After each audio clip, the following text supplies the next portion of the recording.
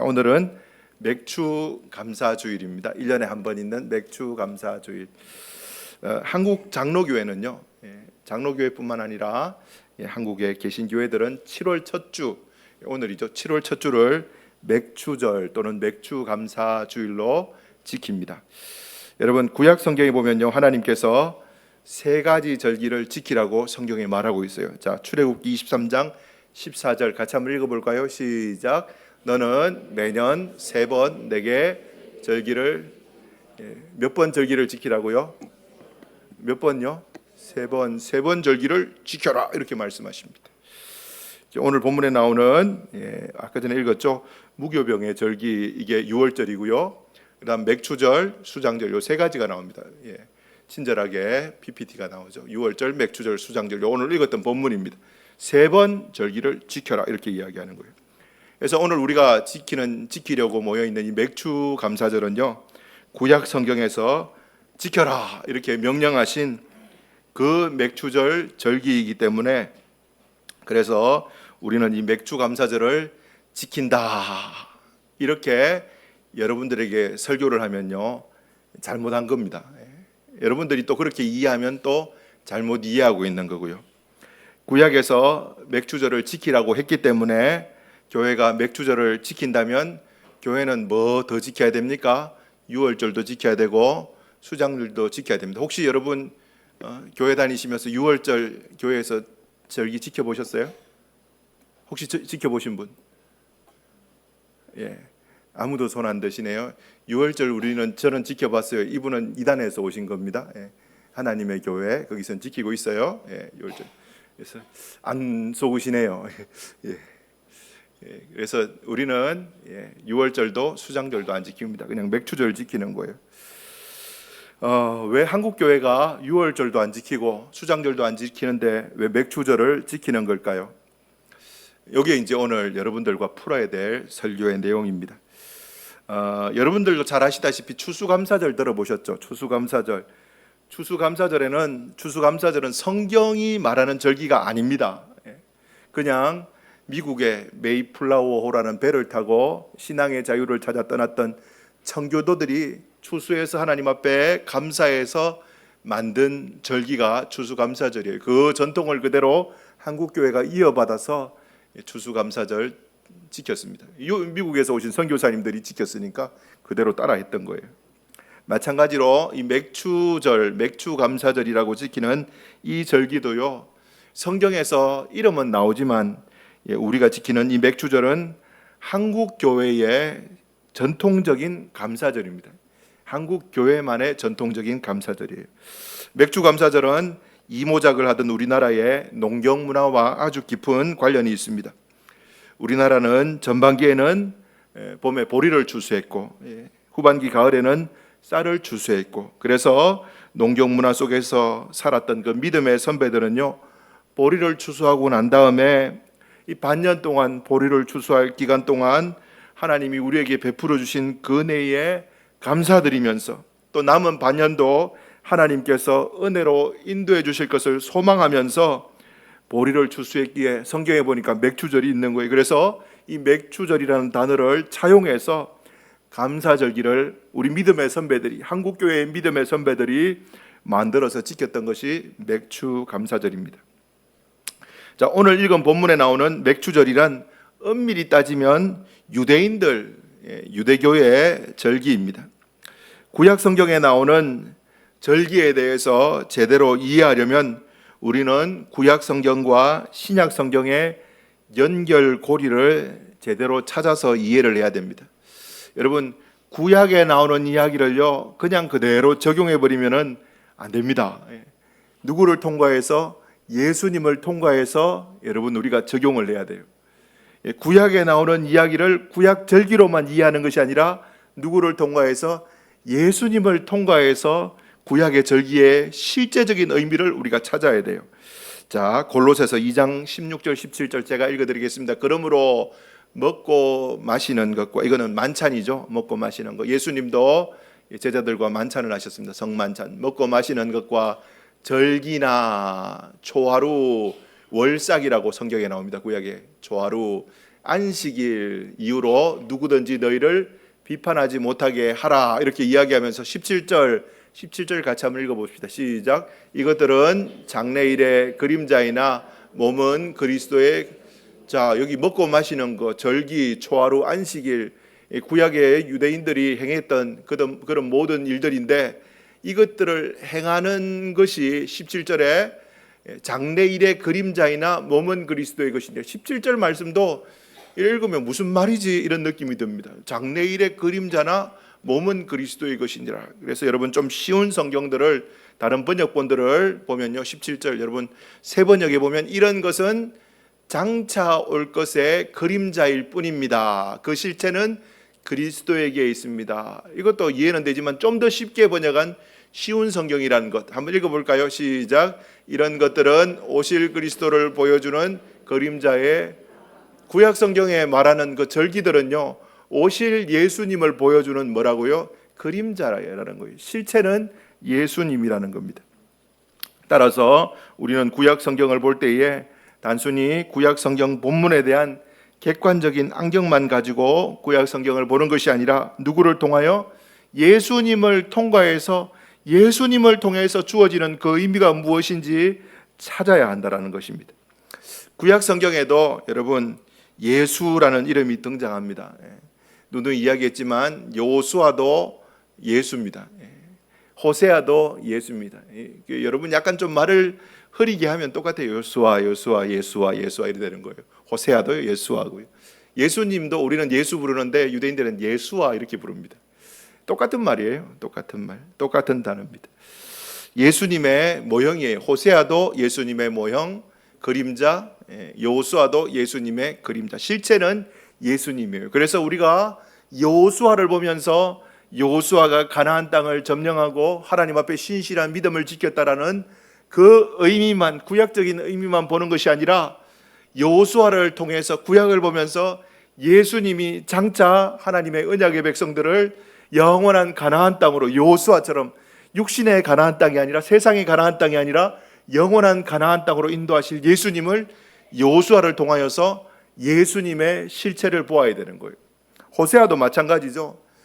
방탕한 그의 아내 고멜을 생명 바쳐 사랑했던 그 호세아, 육신적인 호세아의 모습도 우리가 보면서 교훈을 얻어야 되지만 자신의 친백성 신부된 교회를 생명 바쳐 사랑하시는 참 호세아의 실체 대신 예수님을 우리는 호세아를 통하여 볼 수 있어야 한다는 거예요.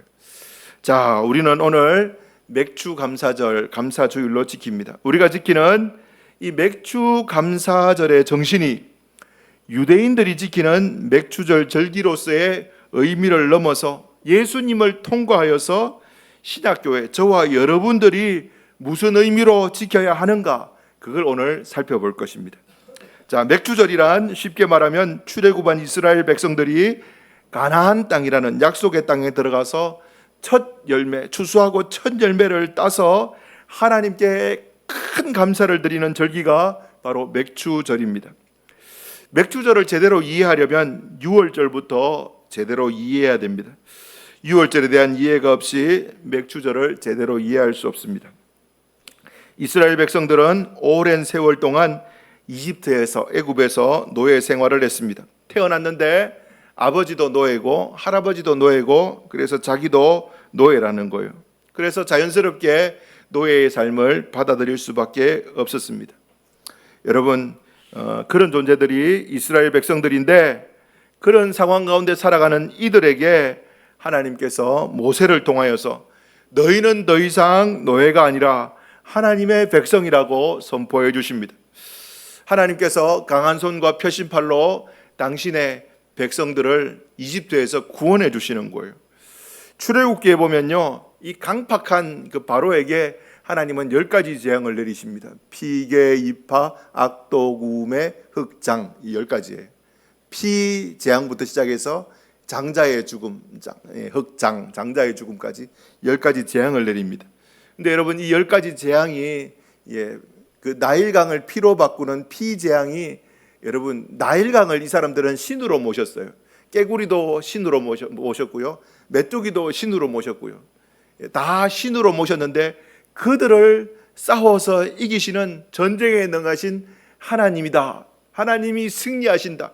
그들의 신을 짓밟으신다. 그걸 보여주는 내용이 10가지 재앙입니다. 제일 마지막 재앙이 장자의 죽음인데, 여러분, 이 장자의 죽음이라는 것은 이 이집트 사람들이 파라오라는 그들의 왕을요, 이집트의 최고의 신이라 불리는 태양신 라라고 불리는데, 그 라가 육신을 입고 세상에 존재하는 그 존재가 바로 바로라고 생각합니다. 그래서 하나님은요, 바로를 죽이시는데, 심판하시는데 바로의 아들을 죽이십니다. 여러분, 한번 생각해 보세요. 사람이 아기를 낳습니다. 아기도 사람이에요. 개가 새끼를 낳습니다. 강아지예요. 동질입니다. 동질. 태어나는 것은 동질입니다. 마찬가지로 애굽의 최고의 신의 아들은요, 애굽의 최고의 신인 거예요. 하나님이 장자를 죽여버리시는 거예요. 최고의 신을 심판하시는 겁니다. 바로는 아들의 죽음 앞에 두 손 두 발 들고 이스라엘 백성들을 놓아주었습니다. 유월절은 무엇입니까? 출애굽 마지막 10번째 재앙, 아들의 죽음, 장자의 죽음과 관련된 재앙인데, 애굽의 전 지역에 죽음의 천사가 지나갑니다. 이렇게 딱 지나가면서 각 가정들마다, 그리고 마구간이라 해야 되나요? 소가 있든지 말이 있든지 양이 있든지 첫째 놈은 다 죽여버리는 거예요. 다 죽이는데, 여러분, 집에 문설주와 문지방에 어린 양의 피를 발라준 그 가정은요, 어떻게 해요? 천사가 피를 보고 유월하는 거예요. 넘어가는 거예요. 유월하는 거. 지나가다가 죽이려고 하는데 피가 있어. 유월. 여러분, 출애굽기 12장 12절, 내가 그 밤에 애굽 땅에 두루다니며 사람이나 짐승을 막론하고 애굽 땅에 있는 모든 처음 난 것을 다 치고 애굽의 모든 신을 내가 심판하리라. 나는 여호와라. 애굽의 신들을 심판한다고 하죠. 13절, 내가 애굽 땅을 칠 때에 그 피가 너희가 사는 집에 있어서 너희를 위하여 표적이 될지라. 내가 피를 볼 때에 너희를 넘어가리니. 이게 6월입니다. 재앙이 너희에게 내려 멸하지 아니하리라. 여러분, 여기에 무슨 피를 바릅니까? 출애굽기 12장에 보면 어린 양의 피, 집에서 예쁘게 키웠던 1년 된 어린 양의 피를 발라야 되는 거예요. 소피 바르고 이러면 안 됩니다. 어린 양의 피를 이렇게 발라야 되는 거예요. 그 피를 볼 때에 죽음의 천사가 넘어가는 거예요. 그거 안 바른 집은 다 죽여버립니다. 그래서 여러분, 애굽 전 지역에 통곡 소리가, 아들이 죽으니까 통곡 소리가 날 때에 그 피를 바른 하나님의 말씀에 순종하고 피를 바른 그 가정에는요, 통곡 소리가 아니라 살았다, 찬송 소리가 흘러넘쳤다라는 거예요. 여러분, 유대인들이 유월절을 지키면서 어린 양의 피 때문에 우리가 살았다, 우리 아들이 살았다라는 그 감사로 유월절 절기를 지킨 겁니다. 여러분, 신약 성경은요, 그 구약의 유월절에 대해서 이렇게 말합니다. 고린도전서 5장 7절, 너희는 누룩 없는 자인데 새 덩어리가 되기 위하여 묵은 누룩을 내버리라. 그 다음부터 읽어볼까요? 시작. 우리의 유월절 양 곧 그리스도께서, 신약 성경에 와서 구약의 유월절을 뭐라고 해석합니까? 유월절 양 대신 예수님이 희생되셨느니라, 십자가 지셨느니라고 말합니다. 그래서 유월절 1년 된 흠없는 어린 양의 핏뿌림은요, 그림자예요. 근데 그 그림자의 실체는 누구라고요? 예수님의 십자가 사건을 가르치고 있는 겁니다.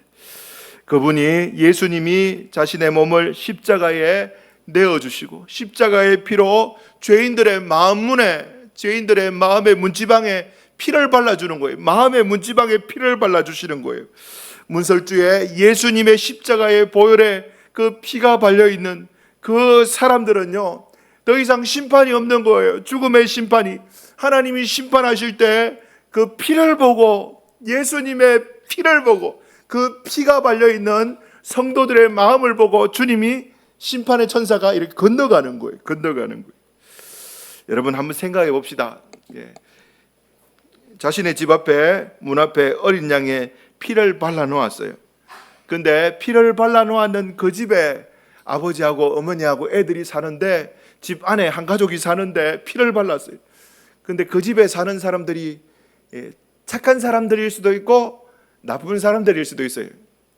객관적으로 봤을 때 죄도 지을 수도 있고 악한 마음을 먹었던 사람들일 수도 있고. 근데 뭡니까? 기준은 뭐라고요? 그 안에 사는 사람들이 선하고 착하고 아름답고 세상에 박의 정신을 가지고 살았던 사람들을 살려주신 것이 아니라 문지방에 뭐요? 어린 양의 피를 발랐는가 안 발랐는가, 그게 기준이에요. 도덕적으로 흠이 없고 착하게 살았는데 어린 양의 피 안 발랐던 집은 다 심판의 천사가 다 죽여버린 거예요. 여러분, 이게 큰 의미가 됩니다. 6월절이 주는, 신약 성경이 주는 의미입니다. 그러면 좀 더 나가서 신약 성경이 주는 맥추절의 의미는 무엇입니까? 서두에도 말씀드렸지만 출애굽한 이스라엘 백성들이 가나안 땅에 들어가서 첫 열매를 추수하고 하나님께 감사 예물을 드리는 절기가 맥추절입니다. 여러분, 자, 맥추절의 또 다른 이름이 성경에 나오는데요. 신명기 16장 10절, 내 하나님 여호와 앞에 77절을 지키되 내 하나님 여호와께서 내게 복을 주신 대로 내 힘을 헤아려 자원하는 예물을 드리고, 여기에 또 하나의 맥추절의 다른 이름 77절이라는 이름이 등장합니다. 77절. 여러분, 왠지 이름이 77 맞지 못하다 이런 느낌이 드는데 그렇게 생각하면 안 되고요. 그 구구단 외우듯이 77에 49, 여러분 그렇잖아요. 이 77절이라고 이름을 붙인 것은 무엇이냐니까, 그 6월절 지난 안식 후 첫날 초실절이라고 부릅니다. 안식 후 6월절 지나 안식 후 첫날을 초실절이라고 구약에서는 부르는데, 그 초실절로부터 49일이 지난 날을 77절이라고 지킵니다. 기준을 6월절 지나 안식일로 잡으면요, 49일이 아니라 며칠 됩니까? 50일. 그렇기 때문에 한자로 열순자, 그러니까 그래서 오순절 이렇게 말합니다. 50일 되는 날. 그래서 여러분, 맥추절, 77절, 오순절 다 같은 날입니다. 예수님께서 십자가를 통하여 6월절 어린 양이 되어주시고 십자가에 못 박힌 6월절 지나 안식 후 첫날, 구약의 절기로는요 초실절인데 예수님께서 초실절에 부활하시고 거기에서 초실절로부터 49일, 안식일로부터는 50일 지나면 오순절날 예수님께서 다른 보혜사, 또 다른 보혜사를 세상에 보내어 주셨어요. 사도행전 2장 1절 이하에 오순절날이 이미 이름에 그들이 다 같이 한 곳에 모였더니 호련히 하늘로부터 급하고 강한 바람 같은 소리가 있어 그들이 앉은 온 집에 가득하며 마치 불의 혀처럼 갈라지는 것들이 그들에게 보여 각 사람 위에 하나씩 임하여 있더니, 4절 같이 한번 읽어봅시다. 시작. 그들이 다 성령의 충만함을 받고 말하기를 시작. 여러분, 이게 오순절이에요. 오순절. 오순절날 예수님께서 또 다른 보혜사 성령님을 보내어 주셨습니다. 맥추 감사주일이 신약 성경에 와서 예수님을 통해서 우리에게 주어지는 의미는요, 오순절 성령 강림 사건입니다. 구약 성경을 잘 보면 출애굽한 이스라엘 백성이 6월절을 지나 홍해를 건너 시내산에 이릅니다. 그래서 그 시내산에서 율법이라는 것을 받습니다. 근데 여러분, 이제 그 탈무드나 유대인들의 랍비들이 이야기하는 그 책들을 보면요, 하나님이 여러분 시내산에서 율법을 주신 그 날을 이렇게 계산했는데, 그 날이 6월절 지나 안식 후 첫날 지나서 49일 되는 날, 77절 때 하나님께서 율법을 주셨다고 이야기합니다. 근데 여러분, 구약 성경에 보면요, 그 77절, 바꿔 말하면 오순절에 성령을 보내어 주시는데, 77절에 주셨던 육신의 그 율법이 아니라, 눈에 보이는 율법이 아니라 하나님이 성령을 우리 마음속에 보내어 주셔서, 하나님의 신을 우리 마음속에 보내어 주셔서 하나님의 율법을 지키게 만들겠다고 이야기합니다. 자, 에스겔서 36장 27절 같이 읽어봅시다. 시작. 또 내 신을 너희 속에 두어 너희로 내 율례를 행하게 하리니 너희가 내 규례를 지켜. 여러분, 구약 시대는요 77절 때 우리 하나님께서 시내산 율법을 주셨지만 신약 시대 때는요 77절 오순절 때 당신의 영을 우리 마음속에 두어서 하나님의 율례를 지키도록 그렇게 만들어 주셨다라는 거예요. 바꾸어 말하면 신약 시대를 살아가는 저와 여러분들이 맥주 감사절에 진짜 감사해야 될 것은 추수감사가 아니라 우리 안에 성령님이 찾아오셨다라는 것입니다. 성령 강림하신 거예요. 한국 교회가 전통적으로 정해놓고 지키는 맥주 감사주일은요 상반기 보리 추수 후에 감사드리는 감사 예배를 드리는 절기지만 그 전통을 이어받아서 우리가 감사 예배를 드리지만 신약 교회가 제대로 이해하고 지켜야 할 맥주절의 참된 의미는 이 땅에서 뭔가를 얻음에 대한 감사가 아니라 성령이 우리에게 오셨네, 성령이 교회를 찾아오셨네, 성령님이 우리 마음속에 임하셨네, 거기에 대한 감사를 드리는 날이 맥주절입니다. 맥주 감사주일이 신약에 와서 우리에게 주는 의미가 바로 이 의미라는 것입니다. 여러분, 오순절 성령 강림 없이 맥주 감사절을 해석한다면 우리는요 그냥 유대인들이 기념하는 기념일 하나 지키는 것에 불과합니다. 오순절 성령께서 우리 마음속에 교회를 찾아오셨다라는 것은, 성령께서 이 땅 가운데 오셨다라는 것은 예수님의 희생제사, 대속의 죽음, 십자가 지셨던 그 희생제사가 하나님이 받으셨고 성공하셨다라는 거예요. 그분의 희생제사가 성공됐다라는 거예요. 성령님이 오셨다라는 것은 예수님께서 사망 권세 이기시고 부활의 첫 열매가 되셨어요. 부활의 첫 열매. 안식 후 첫날, 6월절 지나서 안식 후 첫날, 초실절이죠. 부활의 첫 열매가 되셨어요.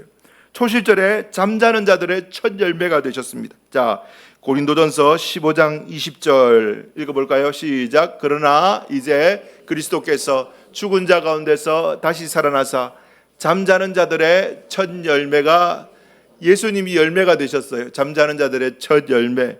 근데 여러분, 예수님이 잠자는 자들의 첫 열매가 되셨듯이 여러분, 예수님을 부활시키셨던 그 하나님의 영이 로마서 8장 11절에 보면 이렇게 기록되어 있어요. 같이 읽어봅시다. 시작.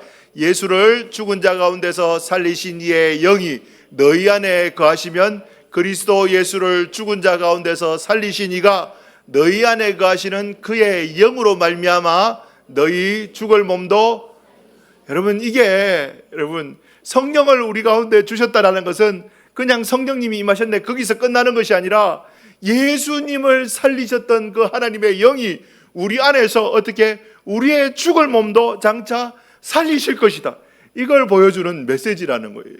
도장 쾅 찍었는 거예요. 너는 장차 육신으로 부활한다. 여러분, 사실 맥주절은요 우리가 하나님께 예물 드리는 것이 아니라 저는 생각합니다. 신약 성경이 가르치는 의미, 이스라엘이 가나안 땅에 들어가서 첫 예물을 하나님께 드리는 절기가 맥주절이었잖아요. 마찬가지로 잘 여러분 들으세요. 이스라엘이 여러분 가나안 땅에 들어가서 첫 추수한 예물을 하나님께 드리듯이 마찬가지로 예수님은요 이스라엘이 실패한 것을 이 땅 가운데 참 이스라엘이 되셔서 다 성공하셨어요. 광야에서 40일 동안 시험해서 이기셨고, 이스라엘은 40년 동안 실패했잖아요. 홍해를 건너셨고 끝까지 하나님 앞에 순종하셨던 당신의 의를 어떻게 해요? 십자가에서 우리에게 죽으심으로 말미암아 전가시켜 주시고, 우리의 마음에 당신의 피를 발라주시고, 죽음의 천사가 심판의 천사가 지나가도록 유월시켜 주시고, 그리고 안식 후 첫날 주님이 부활하시고, 초실절날 부활하시고, 예수님께서 어떻게 해요? 거기에서 49일 지나는 50일 지나는 그날에 오순절날 성령을 보내주셔서 당신을 부활시키셨던 그 성령의 능력을 교회의 성도들에게 보내주셔서 우리의 몸도 예수님처럼 부활할 것이다라는 약속을 심어주는 날이 바로 맥주절입니다. 그 추수하신 성령을 보내주셔서 추수하신 부활하게 될 당신의 교회, 예수님이 처음으로 태어나게 만드셨던, 당신이 죽으시고 부활하심으로 말미암아 성령 보내셔서 처음으로 태어나게 된 당신의 교회, 주님의 그 교회를요, 잘 들으세요.